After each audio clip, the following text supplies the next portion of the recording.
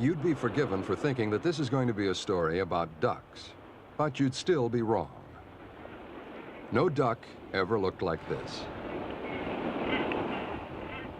These are, of course, penguins, members of the family Spheniscidae. We filmed them in southern Argentina on a protected reserve in the province of Chubut.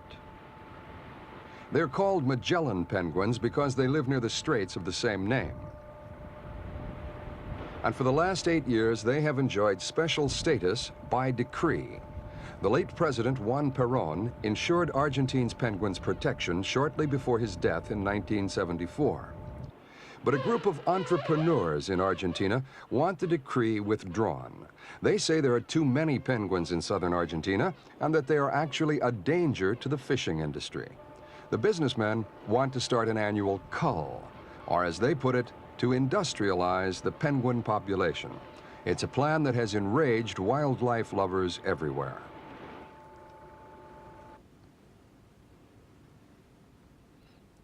The quiet little town of Camarones is at the center of the controversy. For years, tourists have come to the area to have a look at the penguin population.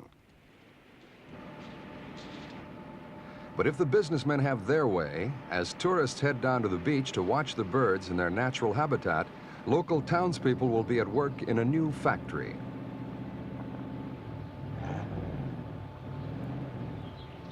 Canning penguin meat and preparing desirable penguin skins for the fashion trade.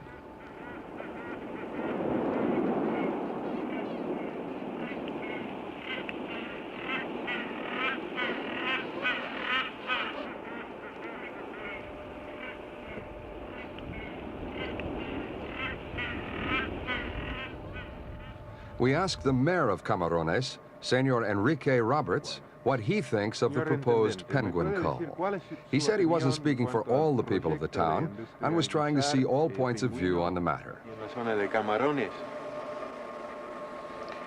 Bueno, yo no quiero ser portavoz de la población en este caso porque se hablaría a título estrictamente. The mayor told us that there are many widely differing views about the proposed penguin cull, both at the local and the national level. But he said that there seemed to be one thing in common. Before the cull went ahead, research had to be carried out to ensure that the slaughter of some penguins wouldn't endanger the species.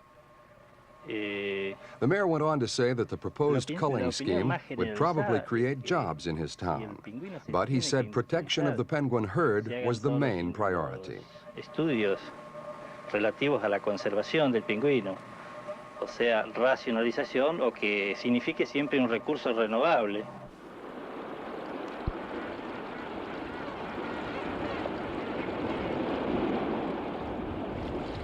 Of all the birds, penguins are the most adapted to water and extreme cold.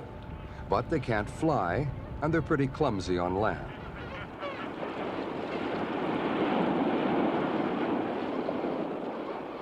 Where other birds have wings, penguins have what scientists call modified wings, which look like paddles or flippers. The flippers are quite long and covered with tiny feathers, which have very broad shafts, but very little vein or web.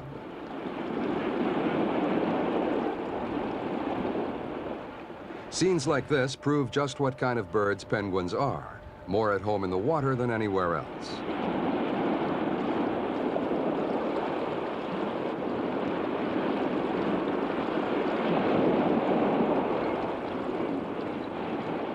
The birds come into shore chiefly to breed.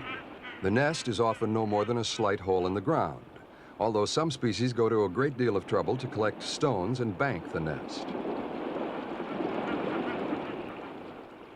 Both male and female attend to the incubation of 2 eggs.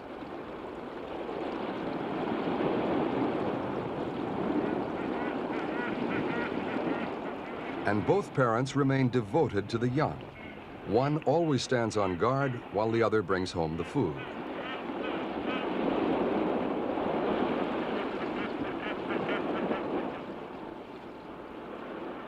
It's this tranquil life that will be interrupted if the industrialists have their way.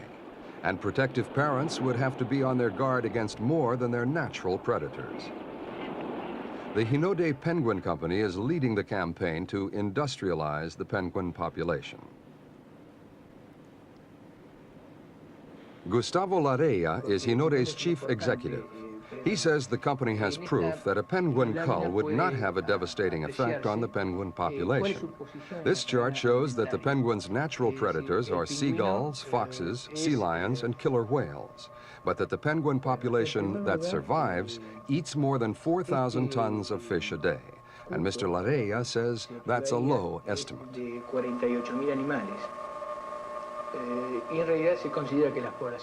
Senor Larrea tells wildlife preservationists who are against the proposed cull that the project he and his backers envisage would only affect 48,000 penguins a year. And that, he says, is out of a total population of several million. He also says the penguins will be killed humanely. And he points out that the nutritional value of a single penguin could keep one small child alive for a month. He says one of his factories will skin and bone the penguins, and another will extract protein from the meat.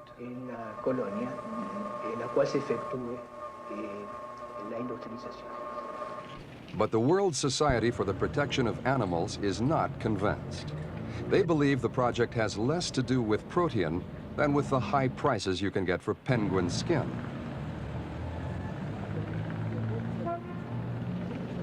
They're leading the campaign to prevent the repeal of the 1974 decree that protects penguins.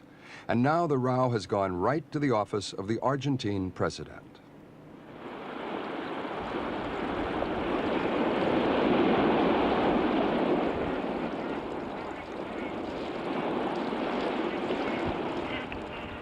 In late March, President Galtieri said he hadn't given permission for any changes to be made to the 1974 preservation decree.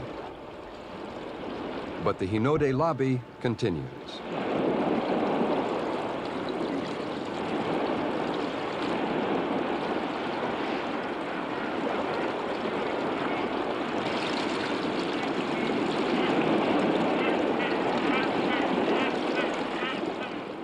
Meanwhile, down on the beach, the Magellan penguins are carrying on with their normal routine.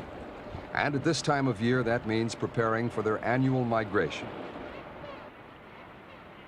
They'll be off any moment now, and whatever decisions are taken about their fate, they'll be back, for sure, in September.